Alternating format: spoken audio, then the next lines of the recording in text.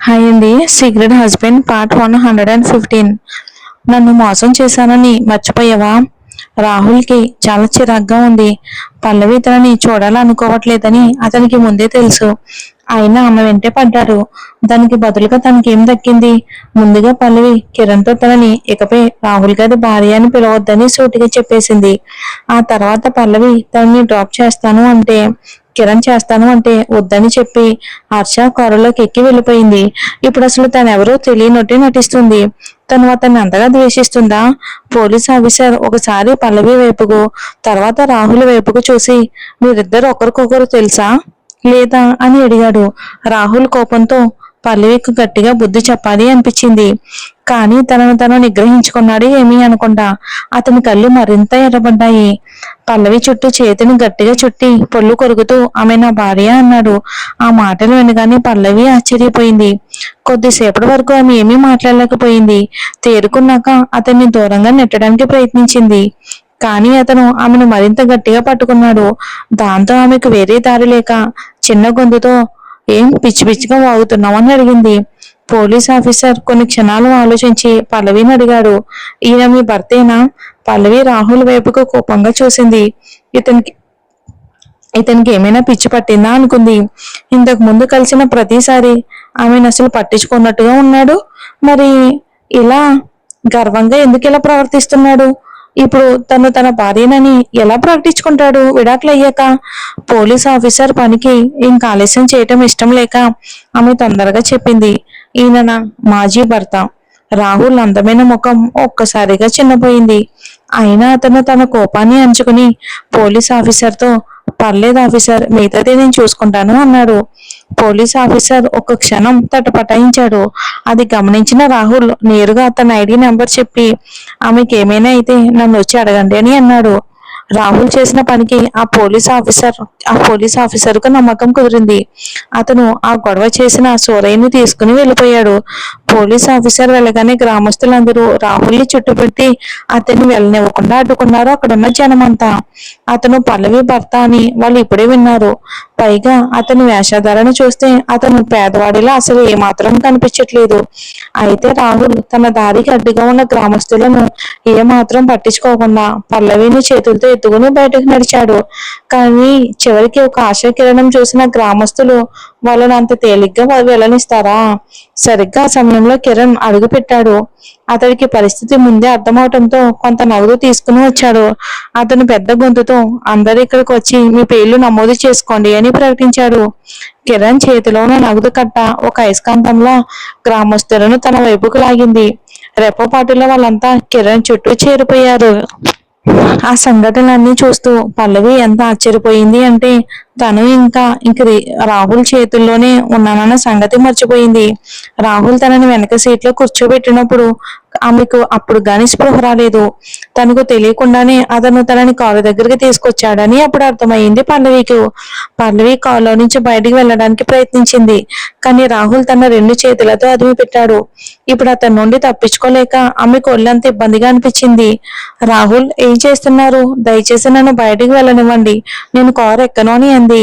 వదలను, రిషి మొండిగా నిరాకరించాడు. ఆమె నిరంతరం పోరాడడం చూసి ఆమెను పైకి లాగి, అతని ఉద్దేశం ఏంటో పల్లవికి తెలుసు. కానీ ఆమె అతనితో ఏమీ మాట్లాడాలి అనుకోలేదు. ఆమె తల తిప్పి ఏమీ లేదు అంది. ముందు నాతో అబద్ధం చెప్పావు, తర్వాత నాకు విడాకులు ఇచ్చి నా నెంబర్ బ్లాక్ చేశావు. నీ ధైర్యాన్ని మెచ్చుకోవాలి ఎలాగైనా. కోపంతో రాహుల్ గొంతు బొంగురుపోయింది. అతనికి విడాకులు అసలు ఇష్టం లేదు. కానీ ఆమె బాధతో తనకేమైనా హాని చేసుకుంటుందేమోనని భయపడి అతను బలవంతంగా ఒప్పుకోవాల్సి వచ్చింది. అతను కేవలం ఆమె కోరికను మన్నించి మళ్ళీ కొత్తగా మొదలు పెట్టాలి అనుకున్నాడు. వాళ్ళు విడాకులు తీసుకున్న రోజు అతను ఎంతగానో కృంగిపోయాడు. జబ్బు పడి హాస్పిటల్లో చేరాడు. కానీ ఆమె ఒక్కసారి కూడా అతన్ని కనీసం హాస్పిటల్కి చూడడానికి రాలేదు. ఆ సమయంలో ఆమె ఇంత గుండె లేనిది ఎలా అయిందా అని అతను ఆశ్చర్యపోయాడు. అతను ఇంకా కోలుకుంటున్న సమయంలోనే పల్లవి ఒక బారులో ఉందని జయంత్ ద్వారా విన్నాడు.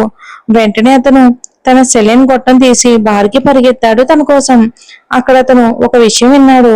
విడాకులు ఇప్పించుకోవడానికి ఆత్మహత్యం చేస్తున్నట్టు నాటకం ఆడిందని పల్లవి నిగితాతో చెప్పడం విన్నాడు. ఆమె తన గురించి అస్సలు పట్టించుకోనని కూడా చెప్పింది. రాహుల్ జీవితంలో అత్యంత అసహించుకునేది మోసం. మరియు ఈ విషయం పల్లవికి అయితే బాగా తెలుసు రాహుల్ గురించి. ఆ క్షణంలో అతని రక్తం మొత్తం గొంతులోకి వచ్చినట్టు అనిపించింది. దాదాపు స్పృహ తప్పిపోయేవాడే. ఇక లక్కీగా జయంత్ అతన్ని బారు నుండి బయటకు తీసుకొచ్చి హాస్పిటల్ తిరిగి తీసుకెళ్లే వరకు అక్కడే నిలదొక్కున్నాడు. ఈ విషయం తెలిసినప్పటి నుండి రాహుల్కి నిద్రలో కూడా ప్రశాంతత అనేదే లేదు. అర్ధరాత్రి మెలకు వచ్చినప్పుడు అతనికి భరించలేక పల్లవికు ఒక మెసేజ్ పంపాడు. నన్ను ఎందుకు పల్లవి మోసం చేశావు? కానీ అతనికి వచ్చిన ఏకైక సమాధానం ఒక ఎర్రటి ఆశ్చర్యార్థక గుర్తు. ఆమెకు కాల్ చేయడానికి ప్రయత్నిస్తే ఆమె ఎప్పటికీ తన నెంబర్ని బ్లాక్ చేసిందని తెలిసింది. పల్లవి అతని గట్టి పట్టులో చిక్కుకుని ఊపిరి కూడా తీసుకోలేకపోయింది. ఆమె కష్టంగా, రాహుల్, ఇక మనకు విడాకులు అయిపోయాయి అంటే మన మధ్య అంతా ముగిసిపోయింది, ఏమీ లేదు. నా నుండి నీ కాంటాక్ట్ వివరాలు తీసేస్తే తప్పేంటి నీ నుండి? అది సర్వసాధారణమైన విషయమే కదా అని అంది. రాహుల్ కళ్ళు ఒక్కసారిగా చల్లబడ్డాయి. అంతా ముగిసిపోయిందని చెప్పడానికి నువ్వెవరు? నువ్వు నన్ను మోసం చేశావు, నన్ను వచించి మన పెళ్లిని ముగించావు. అతని మాటలకు పల్లవికి కోపం కట్టలు తెంచుకుంది. మనకు ఇప్పటికే విడాకులు అయిపోయాయి రాహుల్, నీకు ఇంకా ఏం కావాలి? నన్ను మళ్ళీ పెళ్లి చేసుకో అని అన్నాడు రాహుల్. నో, అది జరగదు, అది అసాధ్యం. పల్లవి గట్టిగా నిరాకరించింది. అతన్ని మళ్ళీ పెళ్లి చేసుకునే ప్రసక్తే లేదని ఆమె స్పష్టం చేసింది. రాహుల్ కోపంతో ఊగిపోతూ, నువ్వు నన్ను మోసం చేసావని మర్చిపోయావా? నేను దాన్ని అంత తేలిగ్గా వదిలేస్తానని అనుకుంటున్నావా అని అరిచాడు. వదిలేకపోతే ఏంటి, మన ఇద్దరికి విడాకులు తీసుకోవటమే మంచిది కదా. పల్లవి తిరిగి సమాధానం ఇచ్చింది. రాహుల్ అవివేకంగా ప్రవర్తిస్తున్నాడని ఆమె అనుకుంది. వారి బంధం ఎంతగా దెబ్బతిందంటే వాళ్ళు ఎంత ప్రయత్నించినా దాన్ని బాగు చేయలేరు. కాబట్టి విడాకులే వారికి ఒక మంచి మార్గమని ఆమె నమ్మింది. ఆమె ఒక క్షణం ఆలోచించింది. విషయాలు స్పష్టం చేయాల్సిన అవసరం ఉందని భావించింది. మళ్ళీ మాట్లాడడం కొనసాగించింది. రాహుల్, నేను మళ్ళీ చెప్తున్నాను, మనకు విడాకులు అయిపోయాయి. నా వ్యవహారాల గురించి, నా ఆర్థిక పరిస్థితి గురించి కూడా నువ్వు బాధ చెందాల్సిన అవసరం లేదు. నా డబ్బు నేను సంపాదించుకోవటానికి ఒక దారి వెతుక్కుంటాను. నాకు నీ సహాయం అవసరం లేదు. దయచేసి ఇప్పుడు నా దారి నుండి తప్పుకుంటావా? రాహుల్ ఏం మాట్లాడకుండా పల్లవి వైపుకి చూశాడు. ఇక తర్వాత ఉన్నట్టుండి చేయి చాచి ఆమెను సీటుకి అదిమి పెట్టి తన శరీరాన్ని ఆమెపై బలంగా ఉంచాడు. ఆమె స్పందించే లోపే అతను తనని ముద్దు పెట్టాడు. అతను కోపంతో రగిలిపోతూ దాన్ని తీర్చుకోవటానికి పెడుతూనే ఉన్నాడు. అతనితో నాకేం సంబంధం లేదు. మొదట పల్లవి రెచ్చగొట్టే మాటలకు శిక్షగా రిషి ఆమెను అలా చేశాడు. ఇక ఆమె నోటి నుండి అలాంటి కఠినమైన మాటలు రాకుండా రాహుల్ ఆపాలి అనుకున్నాడు. తను ఎప్పటికీ మోసాన్ని భరించలేడు. పల్లవి కనుక నేను చచ్చిపోతాను అనకపోతే విడాకులు ఇచ్చేవాడే కాదు రాహుల్. పల్లవి ముఖం అప్పటికే తీవ్రమైన అసహ్యంతో నిండిపోయింది. కానీ రాహుల్ ఆమె మాటలను పెడచెవిన పెట్టాడు. ఈ సమయంలో తన చెయ్యి విడిపడిన అవకాశాన్ని పల్లవి వాడుకుంది. ఆమె చెయ్యి చాచి అతని చెంప మీద కొట్టింది. ఆ ఇరుకైన ప్రదేశంలో చెల్లుమన్న పెద్ద శబ్దం ప్రతిధ్వనించింది. రాహుల్కి కోపం వస్తుందని పల్లవి ఊహించింది. అంతే కదా, ఆమె అతన్ని కొట్టడానికి ఎలాగోలా ధైర్యం చేసింది. కానీ ఆమె ఆశ్చర్యపోయేలా రాహుల్లో ఎలాంటి కోపం కనిపించలేదు. అతను ఆమె వైపుకు చూస్తూ, ఒక చెంపదెబ్బ నీకు సరిపోయిందా? మాకు మాత్రం సరిపోలేదు. నాలాంటి వాడికి ఒక చెంపదెబ్బ కంటే ఎక్కువే కావాలి అని అడిగాడు. రాహుల్, ఏంటి, నీకేమైనా పిచ్చి పట్టిందా? మనం చట్ట ప్రకారం విడాకులు తీసుకున్నాం. వాస్తవానికి మన మధ్య ఎలాంటి బంధం లేదు. మనం ఇప్పుడు అపరిచితులం, సంబంధం లేదు. పల్లవికి ఇప్పుడు నిజంగా కోపం కట్టలు తెంచుకుంది.